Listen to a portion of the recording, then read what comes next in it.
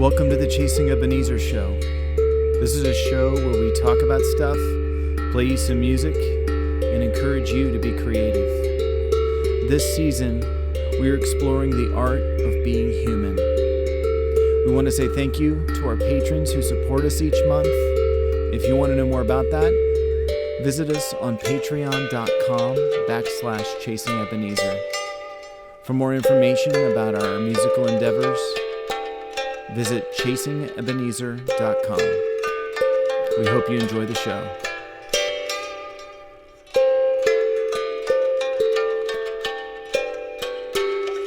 Welcome back to the Chasing Ebenezer show. Heidi and Benjamin here. Excited to be able to talk about being creative. Yes. This season is all about how to look at that through the eyes of being a human being. So, even if you're a robot, welcome. So there you go. So what are you excited about?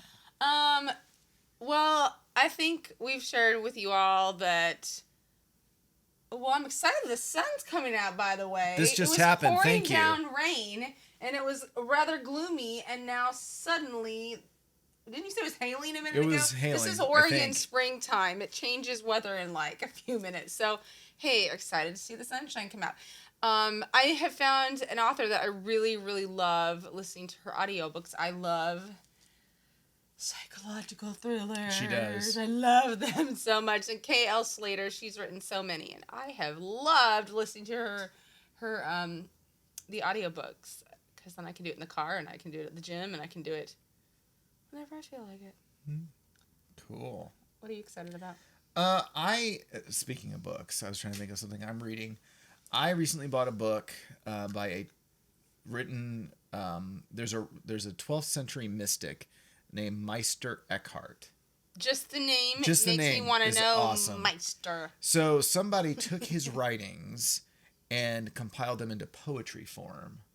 Okay. And his poem, the poetry form of his writings and thoughts have just been so cool. Very, very good. I love poetry. I love using poetry as a spiritual practice. So, yeah. Love me some Meister.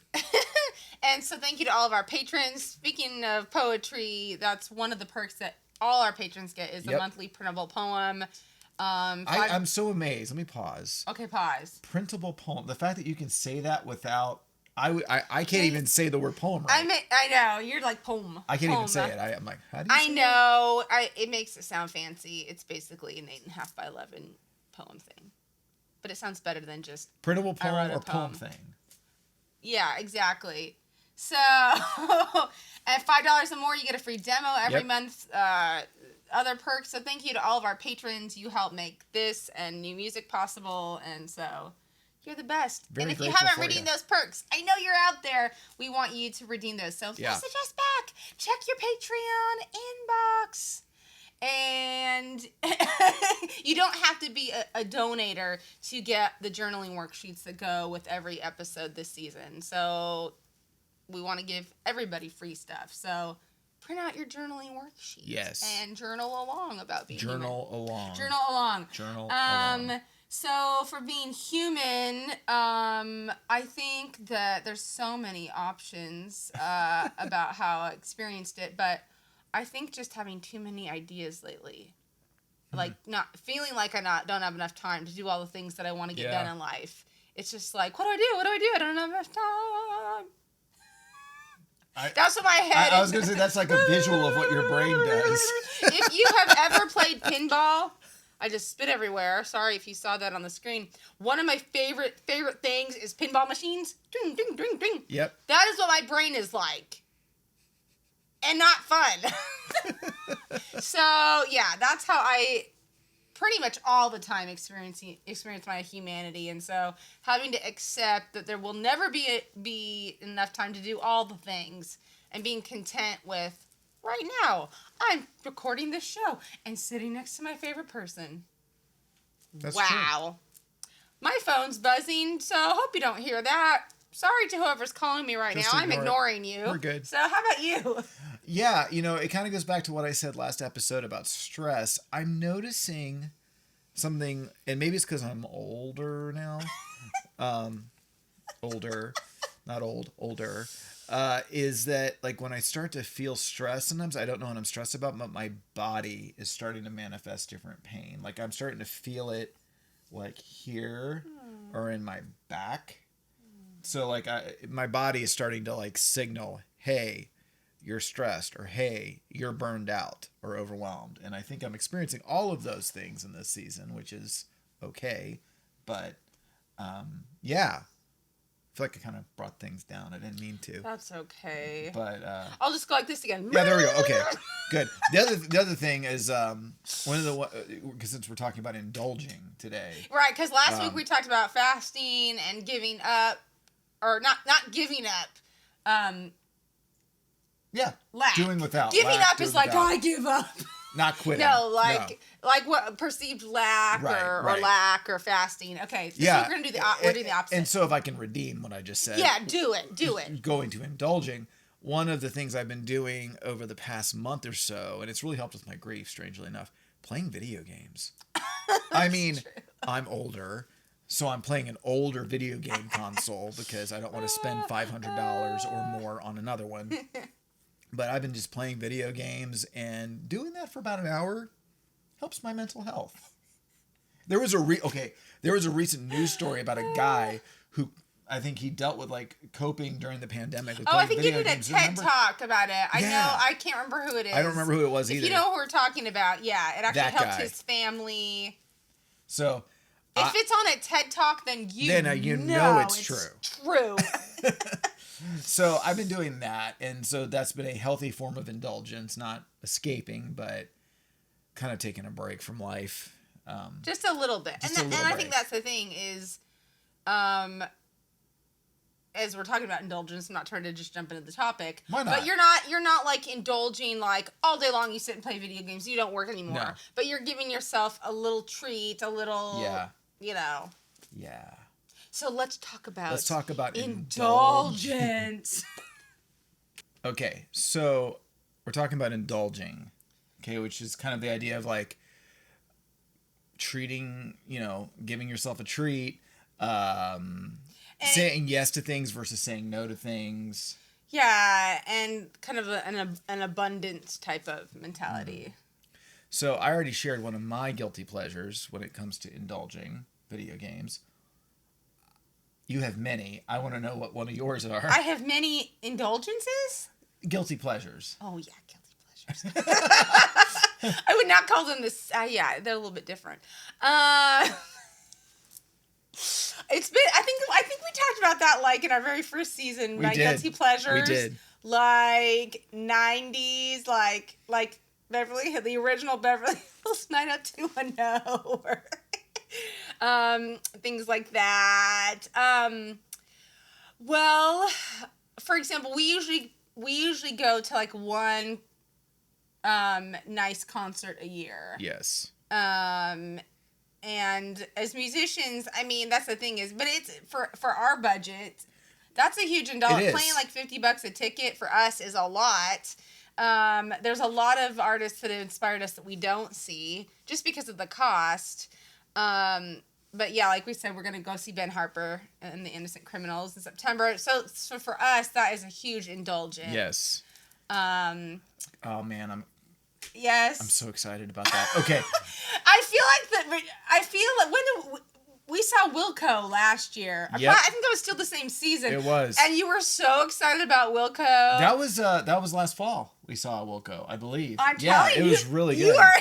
You're still so excited about it. It was such a good concert. So we usually once a year we'll go to a concert, that is for us a big expense. That's true. $125 for us to go is for us a lot. So it feels like but yeah. But honestly, I think it depends how you were raised too.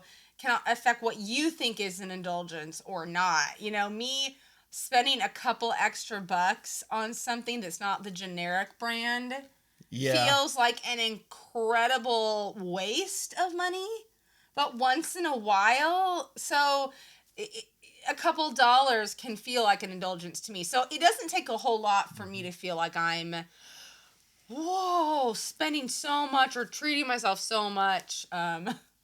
Yeah. Yeah. But you probably might have a very different perspective. Well, and it's changed since being married to you. Sorry. No, it's not a bad thing. It's not a bad thing. But like now, I think indulging for me is like buying a book on Amazon. That's indulging. Buying an instrument is recognizing that it's an indulgent, but it's like that's more of like not one of those I click and then tell Heidi later. It's one of those I need to make a big decision about this. So those are the two kinds. So like, what would you say is why do we as people need to be able to indulge at times? That's a great question. Because isn't it just more pious to always be going without on purpose? Oh, this is a stumper. I don't know the answer to that. I mean, I don't know. I think that it is important to have those little nice things, but I don't know why. Other than I want them. Well, I think one of the questions is, why was the world created? Was the world created so that we could not enjoy it? No, absolutely not. Then you answered my question. We were created to enjoy beauty. Yes. And the world often has not turned out that way. But you're right. Oh, you're so deep. It's in us. It's in us, that beauty. And so, yeah. Yeah. It's just part of who we are. Yeah. And I think that you can have this, you can get to a healthy place where you are seeing the beauty and acknowledging what's wrong, enjoying something, but also knowing when you need to go without because something isn't as it should be.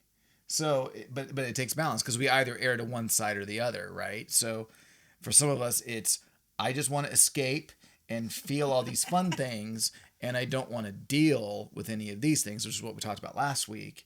But there's the other extreme of, I'm going to be so like emotionally and creatively minimalist that I don't enjoy anything because that seems irresponsible.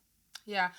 Well, and I think when you're constantly indulging yourself in time, it doesn't feel like it just feels normal. And so then you have to keep upping your game. They call it diminished returns. I think so. Yeah. Yeah. I think it's the law of diminishing return. Yeah. And so, it's like we do need this balance of the ebb and flow of I have not. I mean, I think there's such a tension in all this, and as you know, depending on what culture you're from too, like so much of the world doesn't even have a choice to indulge. So, but I do think that every person, and you know, you may or may not agree with this, but I feel like every person does have an abundance of something. Yes. It may not be financially, but an abundance of wisdom, an abundance of love, of joy. I feel like every person has something to give. So I'm wanting to recognize that in my own life. Yeah. Like if I feel like I have a lack, but it's like, but what do I have a surplus of? What area do I have a surplus of? That's good. That's good. And I think there's a difference between, okay, so here's a question. What would you say is the difference between gluttony and indulgence? Gluttony is one of those things that as Americans, we don't like to talk about that. If you're in a religious culture, you don't like to talk about that because that's like the unacceptable sin. That's like the acceptable sin we don't deal with. But gluttony is way more than how much food you eat. It's a lot of things. What would you say is the difference between gluttony and indulgence? Wow, that's a tough one. I don't know. You're asking me really hard questions that I'm not prepared for. How about I kind of start? Okay, since tell me the answer you're looking for. Okay, so you and I, when we went to Alaska back in 2013. Wow, the fact that you even know that. We did a wine tasting on the cruise ship. Okay. Okay, that was the first wine tasting I ever did. And they gave you a lot of different options to try. Okay. We didn't get sloshed. Spoiler alert, it didn't happen. But what it taught you to do was rather than I'm going to drink this glass of wine. I'm going to drink this glass of wine. I'm going to drink this glass of wine. Chug, chug, chug. Right. Which is like consuming. It's a sample. It was a sampling, yeah. It was, you taste it, you let it sit in your mouth, you pay attention, you savor it. Yes. Which then carries on. That's true. And this is my opinion. I'm sure. Well, this is our show, so you're allowed to have my opinion. But I think where gluttony and indulgence kind of get blurred is where savoring is absent and being fully present in what you're enjoying. Because I know for me, that is very true. I know for me, like when I am writing a song and I'm in this process of songwriting and I'm getting somewhere, I sometimes like, okay, well, what's the next song I'm going to write before I finish this one? So I jump to the next one. And so before long, I've got a lot of unfinished material just because I was just trying to like consume as much as I can. And I'm really terrible about this with books. I buy one book that I haven't read, which leads to another book that I haven't read, which leads to another and another and another and another. It's the gluttony of getting as much as you can versus getting as much as you can out of the one thing that you got. Does that make sense? It does make sense because I lived in Europe in high school, and the way most of the homes I ate in, very different than American homes. Yeah. In general. I mean, we're generalizing here. But in America, well, Ben and I don't set the table anymore. We eat in front of the TV. Even though I vowed before we got married, we're never going to be one of those married couples who, we are one of those. But in theory, we prepare all the food at once and we set it all on the table. And it's like this and this and this and this and this, and then it's all done.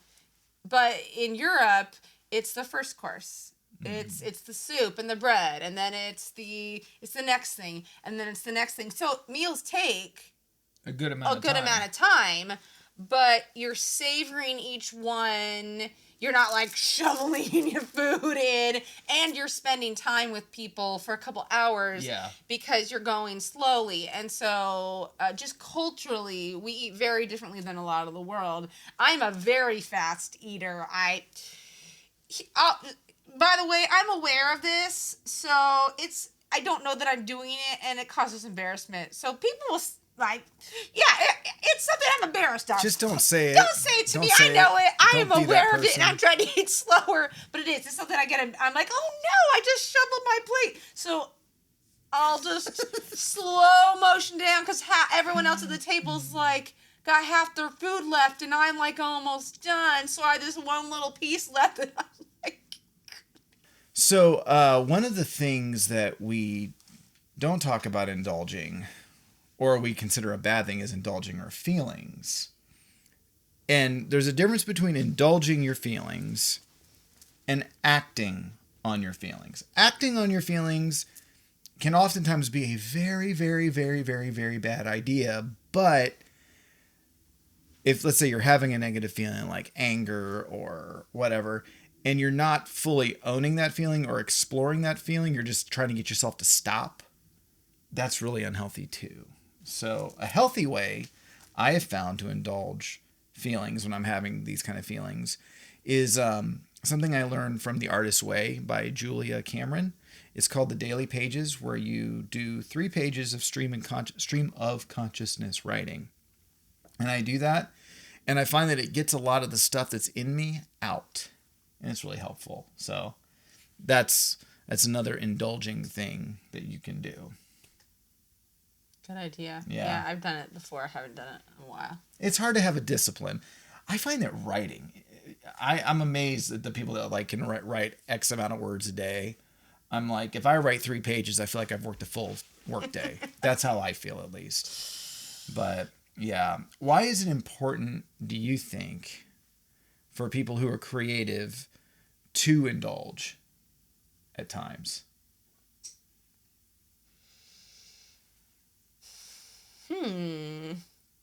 Yeah, all these questions. You today. You're stumping me. You. Well, because I'm trying to think about what you're saying. This makes me feel so smart. It feeds my ego. I mean, it's nice to have something nice to create with. It can just kind of give you inspiration and motivation. Even if it's just a new journal or a new paint bottle or, You know, it doesn't have to be something huge, but it can just be nice.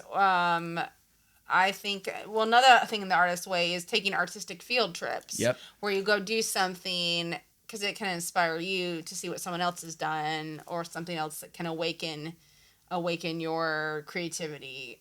Because we can kind of get in a tunnel and we can get bleh. Bleh. So it can help us kind of, you know, writer's block, artist block. I totally know what that is. So kind of helps us be inspired. Yeah. Give ourselves a break, too. I was going to say, kind of release the valve because, like, let's say that you work in the arts and you do painting, like you do painting. Is there an art form that you can just do for the sake of doing, knowing that like you're not going to make a career out of it. You're not going to sell it. It's just a release for you. I think that's helpful. Like I started to slowly start picking up some hobbies that I know they're not going to be a career for me. I'm not going to quit my job to go watch birds. Some that might be a dream. Don't plan on doing that. But it's something for me that's a creative release. It's a release that there is nothing else attached to this other than the sheer act of enjoying the activity. So I think that indulging can release that performance pressure. That's a good point. So, yeah. So prompts for indulgence. Well, I think that taking inventory of what you already have an abundance of is really helpful. Because if you kind of have a view, I never have enough. Well, that may not be true. You may not have enough of the things that you think you want, but you might have a lack. So just kind of like just looking at different areas of your life and where you have an abundance. And then kind of the prompt for last week too was, you know, maybe give something away. If you have an abundance of something, share it with someone. Yeah. That's good. Don't hoard it. Don't hoard your stuff. Yeah. Yeah. I would say trying something that you've never tried before. Maybe it's something you've been interested in. Okay. I got into origami on a whim. Like I was like, you know, I've never really done this before. I was always terrible at folding airplanes. That was never a skill I had in school. But I started doing it. But what I found as I was doing that, I find that like engaging that part of my brain decreased my anxiety, which is weird because there's a lot of precision involved in that kind of folding. But it did that. So take up something that you know that you're probably going to suck at in the beginning just for the sake of doing it and just enjoying it. Yeah, you could prepare a course meal and enjoy it in courses with, you know, your family or friends. And, I had another one and then I forgot what it was. I don't know. It might make its way to the worksheet instead. It might. Yeah. So yeah, those are just a few prompts. The song we're going to do is a newer song called Hummingbird. I played it on the ukulele, I think, last season, but we're going to do it. It's a little more fully formed this time. So hope you enjoy that. It's about enjoying being outdoors and enjoying without having to control things. A lot of times we want to sustain this blissful moment that we're in instead of letting it have its effect on us and then letting it go. So, yeah, that's our plan. Thank you once again. Yes. If you hear there's something buzzing here. Someone is really trying to get a hold of one of us. Sorry that we're not answering it right now. You're our priority. Yes. Yes. From Rooster and the Egg here. We hope you enjoy creating this week. We love you, and we will see you very soon. Bye.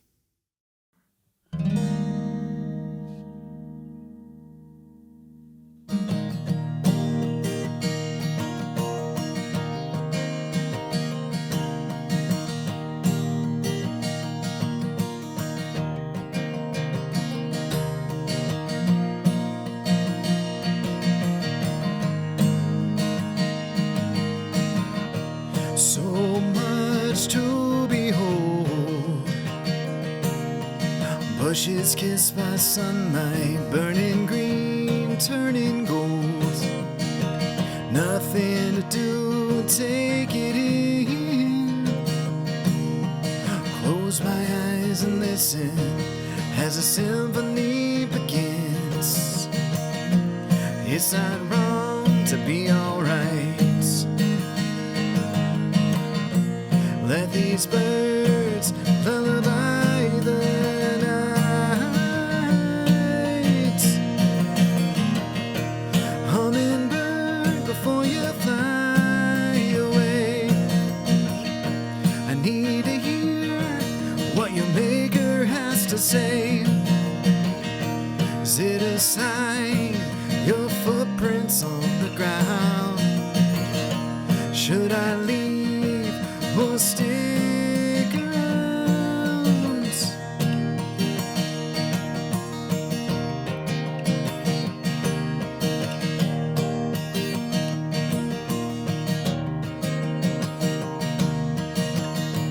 Do you really have to go? The rhythm of your wings bringing healing to the soul. Cruel to keep you in a cage. Every minute that you linger is a gift that I'll embrace. 'Cause here and now I think I see the great unknown has been knowing me.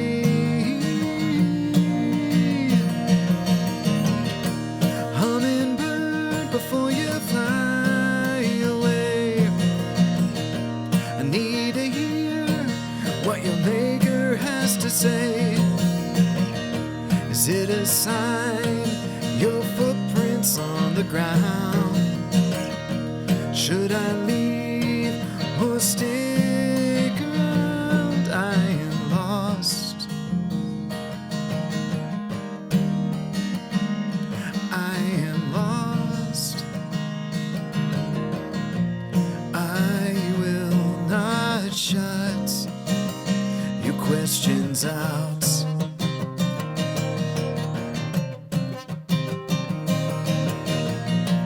Or be ashamed when I have doubts.